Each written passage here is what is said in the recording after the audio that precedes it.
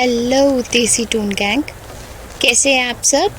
वैसे जो वेबटून जानते हैं वो तो समझ ही गए होंगे, बट जो नहीं जानते हैं उन्हें बता दूं। वेबटून क्या होता है? ये कॉमिक्स का नया डिजिटल अवतार है। यहाँ पे बहुत से जाने माने राइटर अपनी कहानियों को डिजिटल कॉमिक्स के थ्रू पेश करते हैं और जिसे आप सब पसंद करते हैं। उन्हीं वेबटून की कहानियों और टैलेंटेड राइटर्स की टैलेंट को मैं लेकर आई हूँ बिल्कुल देसी अंदाज में अपने चैनल देसी टूनबाज डायरी में। यहाँ पे कॉमिक्स सिर्फ पढ़ते नहीं, महसूस की जाती है। यहाँ पे कहानियों के ज़रिए आप अपने आप से मिलेंगे। तो चलिए श्री गणेश करते हैं पहली कहानी से, जिसका नाम है स्पिरिट फिंगर्स और राइटर है हैंग क्विंग चेर। ये कहानी है एक ऐसी लड़की की जिसके पास इमेजिनेशन का भंडार है पर कॉन्फिडेंस ज़ीरो। उसका नाम है एमी, एक टिपिकल डॉगी गर्ल जैसे हम या आप कभी थे या अब भी हैं। उसकी बहुत सी चीज़ें करना पसंद है, पर हर टीनेज गर्ल की तरह अभी भी वो खुद को ढूंढ रही है कि उसे सच में क्या पसंद है। एक दिन लिवली और कलरफुल स्ट्रेंजर से मिलने के बाद वो अचानक से अपने खुद के कलर्स में इंटरेस्ट लेने लगती है। असल में ये एमी की ही नहीं, ये कहानी है उन सब लोगों की जो अपने असली रंगों से मिलने की कोशिश कर रहे हैं। तो चलिए शुरू करते हैं खुद को पाने की इस सफ़र के पहले पड़ाव से और आइए मिल की कहानी के साथ साथ खुद के कलर से मिलते हैं।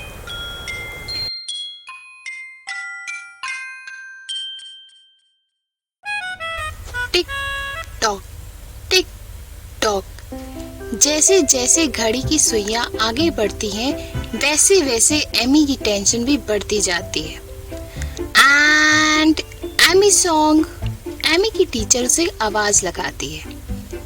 यस यस मैम, एमी जवाब देती है। फिर हम देखते हैं एमी के हाथों में कुछ पेपर्स होते हैं और वो क्लास के सेंटर में खड़ी होती है अपनी प्रेजेंटेशन के लिए। वो हिचकिचाते हुए कहती है, I will start my presentation। Amy सोचने लगती है, मुझे बिल्कुल नहीं पसंद है सबके सामने बोलना। क्या होगा अगर मेरी आवाज़ बकरी जैसे लड़खड़ाने लगी या फिर फ्लूट की तरह बीच में टूट गई? और अगर सब हंसने लगे तो? अगर उन्होंने कोई मुश्किल सवाल पूछ लिया तो? यही छोटी छोटी बातों को सोच के उसके हाथ पसीने से भीग जाते हैं।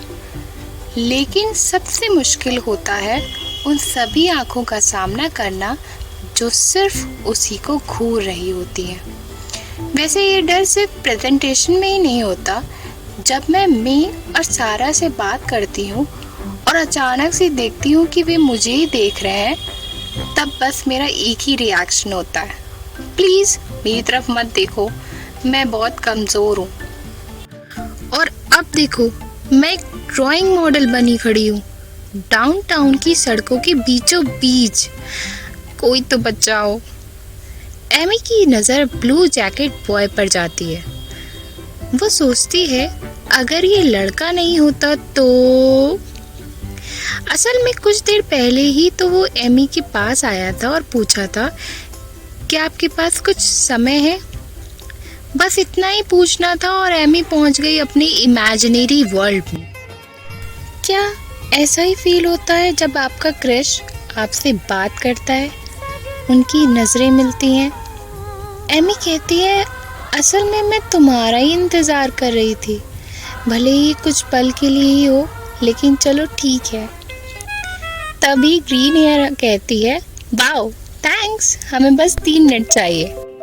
और इस तरीके से एमी का इमेजिनरी वर्ल्ड ख़त्म हो जाता है और रियलिटी में आ जाती है और वहीं ड्राइंग पोज के लिए खड़ी हो जाती है और सोचती है, इन सब की कंसंट्रेशन तो देखो, मैं मना कैसे कर सकती थी। एमी सोचती है, मैं विश्वास नहीं कर सकती कि ब्लू जैकेट बॉय ने बड़े प्यार से बात करके मुझे फंसा ही लिया। खैर ये तो मेरी गलती है कि मैंने इसकी बातों की जाल में फंस गई। एमी ये सब सोच ही रही होती है कि ग्रीन हेयर गर्ल कहती है, बहुत ठंड है ना, बस 2 मिनट और। एमी कहती है, अरे नहीं नहीं मैं ठीक हूँ। एमी सोचती है, उफ ठीक हूँ, मुझे कहना चाहिए था हाँ बहुत ठंड है। बोलने से पहले कुछ तो अपनी डिग्निटी रखो एमी।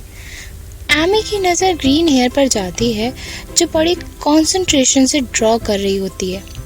एमी सोचती है, OMG ये लड़की तो बहुत खूबसूरत है और इसने ज़्यादा मेकअप भी नहीं किया है।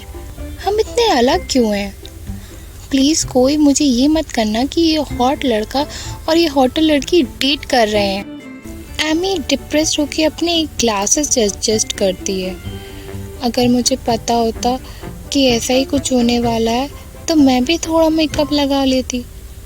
तभी ड्राइंग मेंबर्स बीच में इंटरप्ट करते हैं, प्लीज़ अपना पोज मत बदलो, ड्रॉ करने में दिक्कत होती है।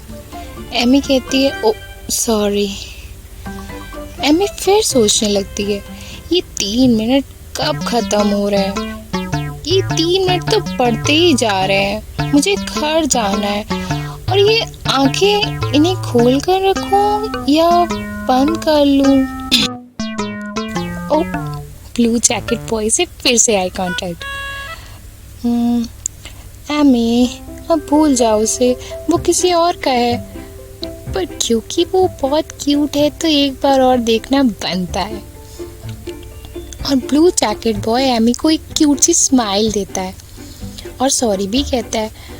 और बस एमी की तो सिट्टी पुट्टी गुल हो जाती है। एमी को एहसास होता है कि उसका हार्ट ने काम करना ही बंद कर दिया है। तो क्या यही जादू है क्यूट सी स्माइल का? मुझे तो लगता था टीवी सीरियल में कुछ ज़्यादा ही बढ़ा चढ़ा के बताते हैं। और तभी एमी के शोले जाग उठते हैं। एकदम से एमी को ठंड भी नहीं महसूस होती और वो कहती है, मैं तो 3 घंटे नहीं 3000 साल तक खड़ी रह सकती हूँ। एमी का डे ड्रीमिंग मूड ऑन हो जाता है और वो सोचती है बस एक बार उसका चश्मा हटा दूँ। और वो रॉकेट की तरह टेक ऑफ लेती है। 3, 2, 1 और जैसे ही वो ब्लू फिंगर की स्पेक्स हटा ही रही होती है कि आवाज़ आती है, 3 मिनट्स अप, टाइम अप।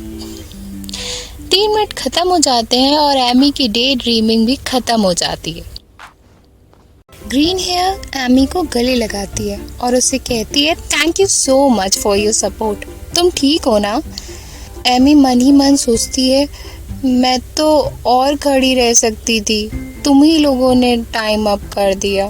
फिर ग्रीन हेयर कहती है, तुम्हारा फेस कुछ ज़्यादा ही रेड हो गया है, तुम ठीक हो ना?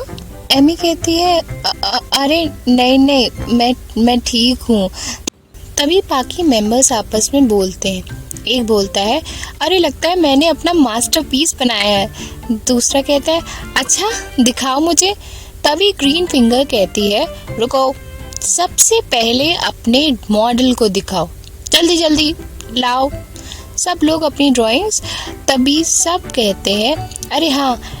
एमी सोचती है, पता नहीं मैं कैसी लग रही होंगी इन पिक्चर्स में, उम्मीद है मैं सुंदर लग रही होंगी। तभी पिंक हेयर लेडी उससे कहती है, तुम बहुत अच्छा कर रही थी, ये लो, ये तुम्हारे लिए मेरी पेंटिंग। एमी उससे बस थैंक यू कह ही नहीं वाली थी, थैंक यू, और वो अपनी पेंटिंग पे देखती है और शॉक हो जाती है। वो सोचती है, मुझे पता है मैं सुंदर नहीं हूँ, पर ये तो कुछ ज़्यादा ही है। और पिंक हेयर लेडी हंसती है और बोलती है, अरे तुम्हें ये पेंटिंग इतनी पसंद आई, तुम इसे रख लो, आखिर मेरा ये मास्टरपीस तुम्हारे लिए है। एमी बिल्कुल शॉक हो जाती है। वो पिंक हेयर की तरफ देखने लगती है और सोचती है, हैं पसंद आई? आखिर इतना कॉन्फिडेंस कहाँ से लाते हैं ये? तभी ड्राइंग ग्रुप के सारे मेंबर एमी को अपनी पेंटिंग ऑफर करने लगते हैं। अरे तुम मेरी भी रख सकती हो, और मेरी भी। एमी सोचती है ये लोग अपनी आर्ट को लेकर इतनी कॉन्फिडेंट कैसे हैं। वो उनकी पेंटिंग्स को देखती है और उसे वो बिल्कुल पसंद नहीं आती हैं, पर बाकी सब इतने खुश होते हैं कि उन्होंने पता नहीं क्या बना दिया। तभी वो सारे मेंबर्स आपस में चेयर करते हैं और एक साथ बोलते हैं स्पिरिट फिंगर्स। एमी सोचती है शायद ये सब ड्रामा क्लब वाले हैं, मैंने इनको गलत समझ लिया है। हाँ, मैं ठीक ही समझ रही हूँ, ये सब ड्रामा क्लब से हैं। पिंक हेयर गर्ल फिर एमी से कहती है थैंक्स एमी, अच्छा लगा तुमसे मिलके। ब्लू जैकेट बॉय भी एमी को बाय कहने आता है। ये लो मेरी drawing, thank you for 3 minutes. और वो स्वीटली स्माइल करता है। एमी सोचती है इन सब में अगर कोई अजीब नहीं है तो बस यही लड़का। तभी सब जाने लगते हैं और एमी को बाय कहते हैं। ब्लू फिंगर कहता है सी यू, ग्रीन फिंगर कहती है कैच यू लेटर। एमी भी सबसे हंसते हुए बाय करती है। फिर वो उनके जाने के बाद सोचती है कैच यू लेटर, जैसे मैं तुमसे फिर कभी मिलूंगी। मे बी ये सब एक once in a lifetime experience था। वो घर जाने की तैयारी करने लगती है और ड्राइंग्स की तरफ फिर से देखती है। इन ड्राइंग्स का मैं करूं क्या? ये ड्राइंग इतनी भी अच्छी नहीं कि इन्हें मैं कमरे में लगाऊं, और मम्मी को तो बिल्कुल पसंद नहीं आएगा। तभी वो देखती है ब्लू जैकेट बॉय की ड्राइंग। उसने एमी को बहुत ही सुंदर ड्रॉ किया था और उसने ड्राइंग के साथ एक नोट छोड़ा था। Thanks for your 3 minutes, we draw here every Sunday. अगर तुम इंटरेस्टेड हो तो हम लोग को कॉल करो। एमी देखती रह जाती है। फिर अचानक हवा चलती है और नोट उड़ने लगता है। एमी घबराते हुए इस नोट को पकड़ते हुए भाग पड़ती है। अब बढ़ते हैं अपने लास्ट सेगमेंट में, जो कि है कमेंट वॉइस की चौपाल। डिजिटल दुनिया का अड्डा, जहां आपके दिल की डायरी की आवाज़ धीरे से टाइप होती है, पर आपकी कहानी पूरी दुनिया को सुनाई देती है। इस सेगमेंट में मैं अपने देसी टून गैंग की चौपाल से एक सवाल करूंगी और मेरी चौपाल उसके अपने कमेंट्स की आवाज़ के थ्रू अपनी बात मुझ तक कहेगी। तो आज का सवाल है, कभी आपको भी लगा है यहाँ पे सब लोग अजीब हैं और आप उनमें फिट ही नहीं हो पा रहे हैं?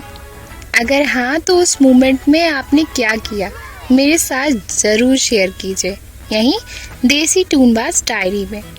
आपका एक्सपीरियंस मुझे अच्छा लगा तो मैं सबके साथ शेयर करूँगी।